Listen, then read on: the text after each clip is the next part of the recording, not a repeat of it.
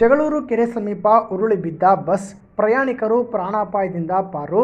ದಾವಣಗೆರೆ ಜಿಲ್ಲೆಯ ಜಗಳೂರು ಪಟ್ಟಣದ ಹೊರವಲಯದಲ್ಲಿ ಚಾನಲ್ ಸೇತುವೆಯ ಗೋಡೆಗೆ ಡಿಕ್ಕಿ ಹೊಡೆದ ಬಸ್ಸೊಂದು ಉರುಳಿ ಬಿದ್ದ ಘಟನೆ ಶನಿವಾರ ರಾತ್ರಿ 2 ಗಂಟೆ ಸುಮಾರಿಗೆ ನಡೆದಿದೆ.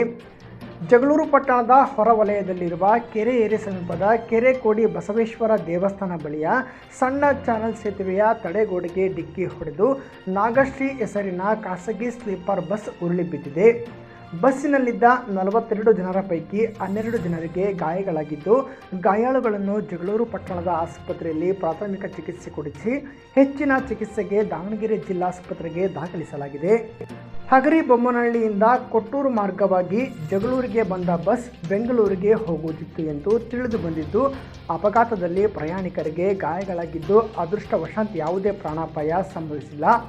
ಇನ್ನು ರಾತ್ರಿ ವೇಳೆ ಆಗಿದ್ದರಿಂದ ಚಾಲಕನ ನಿಯಂತ್ರಣ ತಪ್ಪಿ ಬಸ್ ಡಿಕ್ಕಿ ಹೊಡೆದಿದೆ ಎನ್ನಲಾಗಿದ್ದು, ಬಸ್ ಪಲ್ಟಿ ವಿಷಯ ತಿಳಿದ ಜಗಳೂರು ಜನರು ಸ್ಥಳಕ್ಕೆ ಭೇಟಿ ನೀಡುತ್ತಿದ್ದು, ಜಗಳೂರು ಪೊಲೀಸರು ಘಟನಾ ಸ್ಥಳಕ್ಕೆ ಭೇಟಿ ನೀಡಿ ಪರಿಶೀಲನೆ ನಡೆಸಿದ್ದಾರೆ.